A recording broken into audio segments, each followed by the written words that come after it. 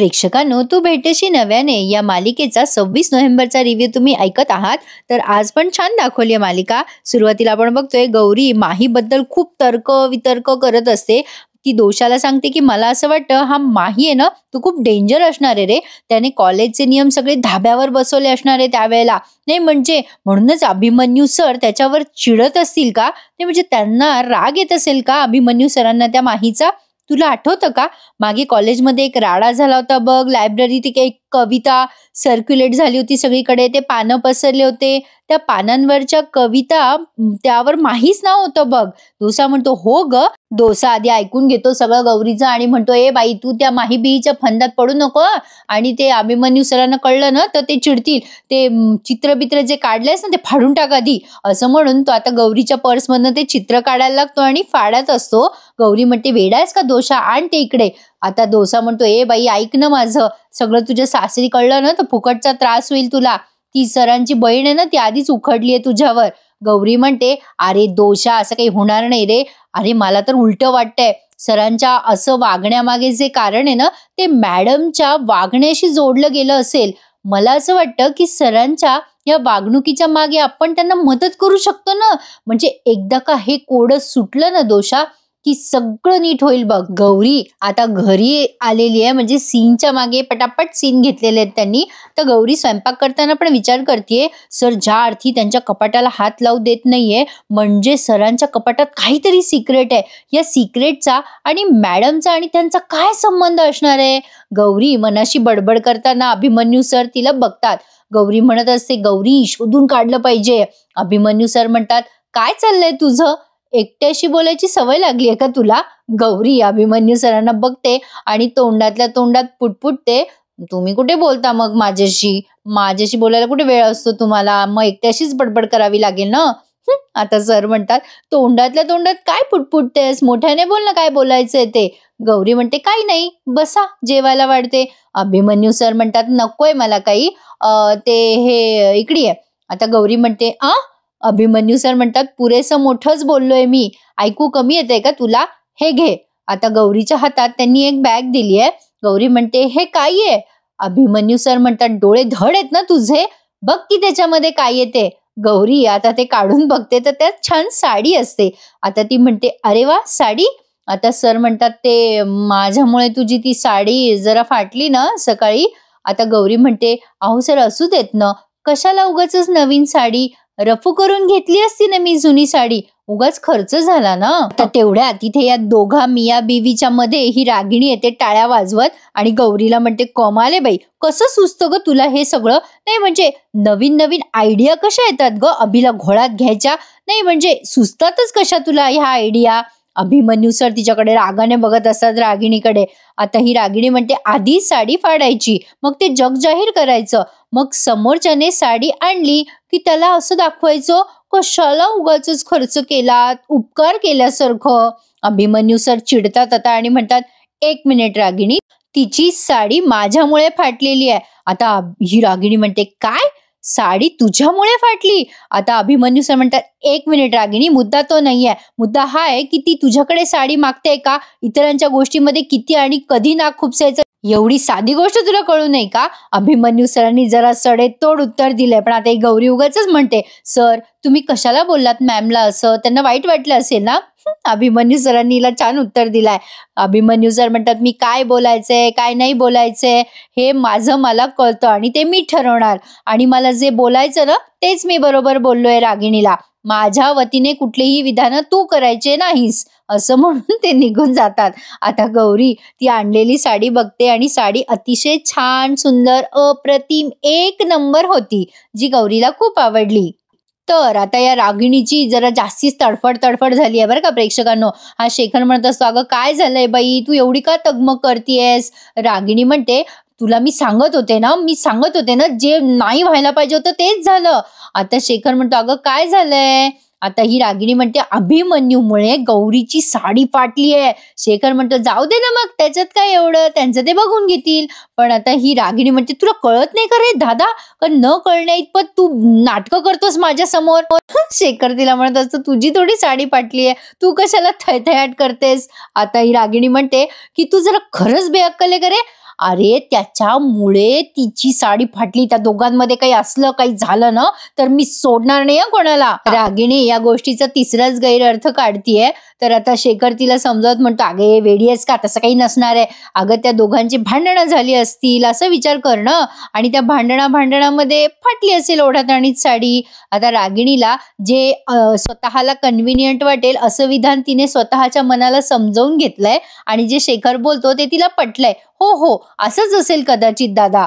अरे पण यांच्या लग्नाला 2 महिने झालेत ना, अचानक यांच्यात प्रेम बिम फुललं तर. शेखर म्हणतो, नाही ग मी सांगतोय ना तुला, जोरदार भांडणं झाले असतील म्हणून. रागिणी म्हणत असते, जर काही त्यांच्यामध्ये झालं ना दादा तर मी जीव घेईल, त्या गौरीचा जीव घेईल. शेखर तिला म्हणतो, ए बये हळू बोल ना जरा. आणि हा सीन त्यांनी संपवलाय. पण आता गौरीने अशी छान सुंदर सरांनी आणलेली साडी नेसली आहे, आणि आता ती साडी नेसून ती स्वतःला आरशात बघते आणि विचार करते, किती छान चॉईस आहे सरांचा, अगदी 1 नंबर.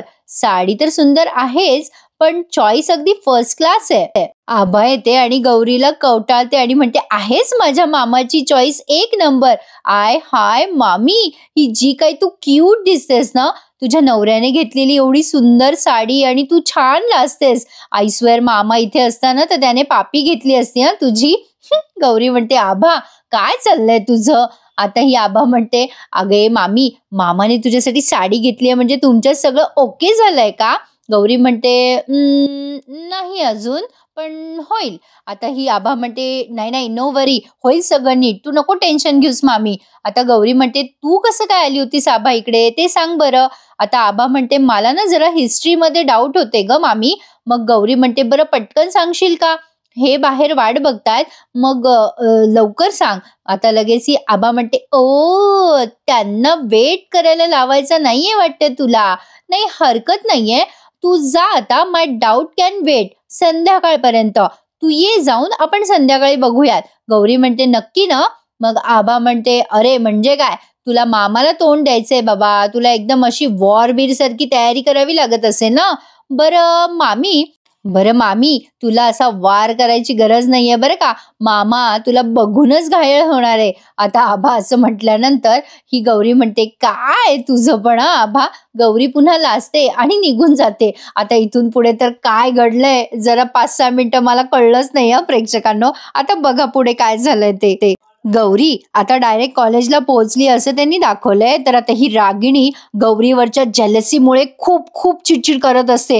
गौरीला अभिमन्यू सरांनी साडी घेतली हे काही तिच्या पचनी पडलेलं नाहीये, त्यामुळे ती ठरवते काहीही करून गौरीच्या साडीची नासधूस करायची. आता कशी करायची, दुसरा पर्याय नाहीये बिचारीकडे, म्हणून ती आता ठरवते की पाणी त्या गौरीच्या साडीवर सांडायचं. आता गौरी उशीर झाला म्हणून बडबडतच येत असते आणि रागिणी मुद्दाम तो अख्खा पाण्याचा ग्लास भरून तिच्या अंगावर सांडते आणि असे एक्सप्रेशन्स देते बघा. आता गौरी ते पाणी सांडल्यावर अशी करते आणि रागिणीकडे रागाने बघते. आता गौरीच्या लक्षात आलंच की या बाईने हे सगळं मुद्दाम केलंय. पण आता रागिणी तिला म्हणते, सॉरी सॉरी सॉरी, अगो पाणी पडलं का, म्हणजे आधी हसून घेते आणि मग सॉरी सॉरी म्हणते. काही अर्थ आहे का प्रेक्षकांनो. पण आता बघा ही गौरी पण काय विचार करते. आता रागिणी सॉरी सॉरी म्हणून निघून जाते खरी, पण आता ही गौरी विचार करते, साडी सगळी भिजवली हिने, पण ते चित्र तर भिजलं नसेल ना, म्हणजे हिला एवढ्या थंडीमध्ये साडी भिजली त्याचं काही नाही वाटलं, पण ते चित्र भिजलं नाही पाहिजे. बापरे काय डेडिकेशन आहे गौरीचं.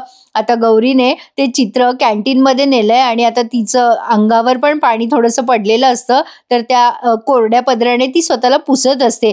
खरंच प्रेक्षकांनो, आता हा जो सीन त्यांनी दाखवलाय ना, तर बघा आता हे कॉलेजमधले अंटरू पंटरू जे सो कॉल्ड श्रीमंत वर्ग जो आहे ना स्टुडंटचा, तो या गौरीला असा ऑब्झर्व करतो आणि मुद्दाम तिथे तो पुष्कर आहे ना, तो कॅन्टीन जवळ उभा राहतो आणि म्हणतो, कोणी आहे का रे इथे ऑर्डर घ्यायला. काय अण्णांनी पण माणसं ठेवले नाही. आता गौरी पटकन तिची पर्स तिथेच ठेवते त्या टेबलवर आणि या पुष्करची आणि त्या दुसऱ्या मुलाची ऑर्डर लिहून घेते. आता खूप सारी ऑर्डर देतात ते मुद्दाम गौरीला, 2 समोसा 5 चहा असं काय काय. आणि तेवढ्यात आता ह्या बाईने त्या गौरीच्या जे चित्र ठेवलेलं असतं ना टेबलवर ते उचललंय, म्हणजे मुद्दाम या गौरीला भूल पाडायसाठी म्हणा किंवा काहीतरी बिझी ठेवायसाठी यांनी ऑर्डर दिल्यात, पण खाल्लं काही नाहीये. आणि आता त्या गौरीजवळचं चित्र आहे ना, ते चित्र ते हातात घेतात आणि ठरवतात की नोटीस बोर्डवर हे चित्र लावायचं. आणि ती मोना ते चित्र त्या नोटीस बोर्डवर लावते आणि त्याखाली लिहिते की हे डोळे अभिमन्यू सरांचे की कोणाचे. आता गौरी ऑर्डर घेऊन येते तर समोर कोणीच नाही आणि आता गौरी त्या टेबलवर चेक करायला जाते की ते चित्र आणि तिच्या वस्तू आहेत का, पण नेमकं चित्र गायब असतं. आता गौरीला एवढी उत्सुकता आहे या सगळ्या गोष्टींची की विचारूच नका. आता ती थेट या मोनाला आणि त्या पुष्करला उत्तर विचारायला जाते की तुम्ही माझं चित्र का उचललं. आता ती मोना म्हणते हो उचललं आम्ही तुझं चित्र. तर इथे ना अक्षरशः म्हणजे ही गौरी एका रिस्पेक्टेड लेक्चररची बायको. आता दोघं तिघं हे सो कॉल्ड पोरं गौरीची अक्षरशः टर उडवतायत आणि काहीही तथ्य नाहीये या टर उडवण्यात. आता तो पुष्कर म्हणतो नेमकं ते अभिमन्यू सरांचे चित्र आहे का. नाही म्हणजे तुला खूप मोठा नवरा मिळाला ना तर प्रॉब्लेम नाही ना झाला की तुझ्या याराचं चित्र आहे.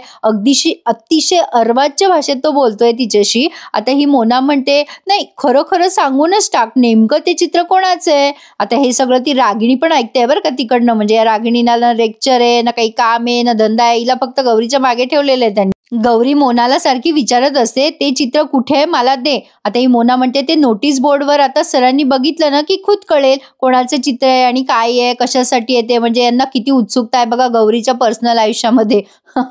काय दाखवलंय हे प्रेक्षकांनो. मला काही हा सीन आवडला नाही बाई.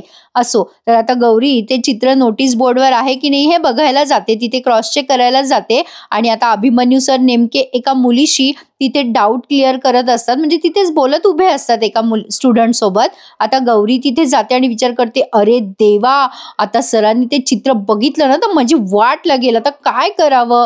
गौरी तिथेच विचार करतेय. आता बघा प्रेक्षकांनो गौरी आता सर त्या मुलीशी बोलत असताना हळूच सरांच्या मागून अशी जाते आणि ते चित्र तिथनं काढायचा प्रयत्न करत असते. आता नेमके सर तिथून निघून जातात, त्यांचं अजून काही लक्ष गेलेलं नाहीये चित्राकडे. गौरी आता ते चित्र असं काढते आणि पळत असते तिथून, पण सर बरोबर तिला पकडतात आणि म्हणतात थांब थांब जरा, काय आहे तुझ्या हातामध्ये दाखव मला.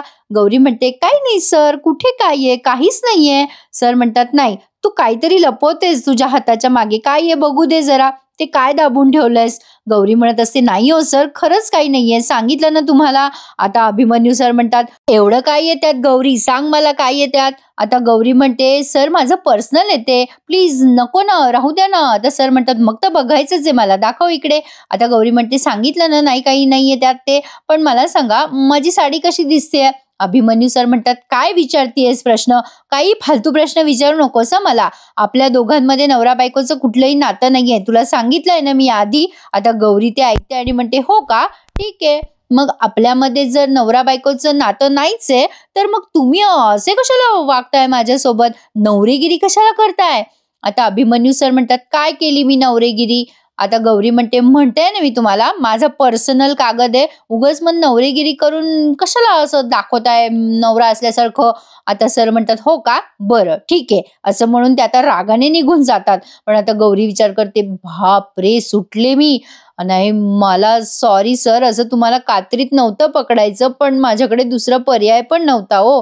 आता ते चित्र लपवण्यासाठी बिचारी गौरी काय काय करते, पण शेवटी ते चित्र एक्सपोज झालंच. आता कसं झालं ते बघत राहा. इकडे आता या मॅडम त्यांचे केस विंचरायचा प्रयत्न करत असतात आणि त्यांना आठवतंय की तनूने त्यांना सांगितलंय की केस विंचरायचे, म्हणून त्या कंगवा घेऊन केस विंचरायला जातात. पण त्यांच्या केसामध्ये तो कंगवा अडकतो आणि आता तो कंगवा त्यांच्याकडून काही निघेना. आता त्यांचा मेंदू जरा लहान मुलासारखा आहे हे तर आपल्याला माहितीच आहे, त्यामुळे त्या अख्ख्या घरभर आरडाओरडा करत फिरतात तनू तनू कुठे, तनू माझे केस असं म्हणून त्या ओरडत असतात. आता ही अर्पिता आधीच खूप हुशार आहे, तिला काही कळत नसतं मॅडम का आरडाओरडा करतायत. पण नेमकं गौरी तेव्हा येते दारात आणि मॅडम खुश होतात आणि म्हणतात तनू तनू आली तनू आली असं म्हणून खुश होतात. आणि आता ही तन्वी म्हणते गौरी म्हणते काय झालं मॅडम, बसा बसा बरं इथे. आणि गौरीच्या लक्षात येतं की त्यांच्या केसांमध्ये कंगवा अडकलाय. अर्पिता नुसती आपली मॅडम काय झालंच करत असते. पण आता या मॅडम म्हणजे गौरीने तिच्या हातातलं चित्र तिथे खाली ठेवलंय टेबलावर आणि मॅडमच्या केसातला कंगवा काढायला जाते. आणि मॅडमने नेमकं ते डोळे पाहिले, ते डोळे माहीचे हे त्यांना कळलं. आणि आता त्यांना एक प्रसंग आठवलाय. या प्रसंगामध्ये माही आणि तन्वी दोघं एकमेकांच्या समोर असतात, एका क्लासच्या समोर, पण मध्येच एकदम प्रिन्सिपल मॅडम येतात आणि माहीवर चिडत म्हणतात माझ्या पोरीकडे बघितलंस ना तर तुझे डोळे काढून हातात देईल मी. माही उत्तर देतो मॅडमला, मॅडम तुम्ही डोळे जरी काढून घेतलेत ना, तरी त्या डोळ्यामध्ये तुम्हाला शेवटपर्यंत तन्वीसाठी प्रेमच दिसेल. दिसतंय ना आता तुम्हाला माझ्या डोळ्यामध्ये प्रेम? कारण जे मनात असतं ना तेच डोळ्यात दिसतं. आणि माझं मन तन्वीच्या प्रेमाने तुडुंब भरलंय. आणि प्रेमच नाही हो, माझ्या डोळ्यात तुम्हाला प्रामाणिकपणा पण दिसेल, जिद्द दिसेल, काहीतरी करून दाखवायची, या गरिबीवर मात करायची. ही जिद्द तुमच्या समोर झुकायला नाही बनली आहे. ही जिद्द उंच उंच स्वप्न बघायला बनली आहे. आणि या सगळ्यामध्ये मला तुमच्या तन्वीची साथ मिळणार बरं का. म्हणजे आता माही एकदम ओपनली चॅलेंज करतोय मॅडमला, असं त्यांनी दाखवलंय. आणि पलीकडनं तिकडनं तन्वी आहे जे माहीचं बोलणं ऐकतीये. आणि मॅडम रागाने लाल बुंद झाल्यात. आणि आता मॅडमला तो प्रसंग आठवलाय. म्हणजे सध्या 2024 साली आता तो प्रसंग आठवलाय त्यांना. आणि आता त्या फोटोकडे म्हणजे त्या चित्राकडे बघून म्हणतात, ए पोलीस पोलीस बोलवा पोलीस. गौरीला काही कळे ना की मॅडम असं पोलीस पोलीस का म्हणतायत. तर प्रेक्षकांनो, हा भाग त्यांनी इथे संपवलाय. आणि पुढच्या भागात त्यांनी दाखवलंय की गौरीला सगळे जुने रेकॉर्ड्स दिसतात आणि त्यात तिला कळतं की अभिमन्यू सरच माही आहे. तर असा होता आजचा भाग. कसा वाटला कळवा. आणि उद्याच्या रिव्ह्यूची जरा मी वाट बघते, कारण उद्या रिव्हील होणार आहे ना, या गौरीला सगळं कळणार आहे. तर पुढे काय असेल स्टोरी हे बघायला मजा येईल. आजचा भाग छान वाटला असेल तर नक्की लाईक करायला आणि आपलं चॅनल सबस्क्राईब करायला विसरू नका प्रेक्षकांनो. धन्यवाद.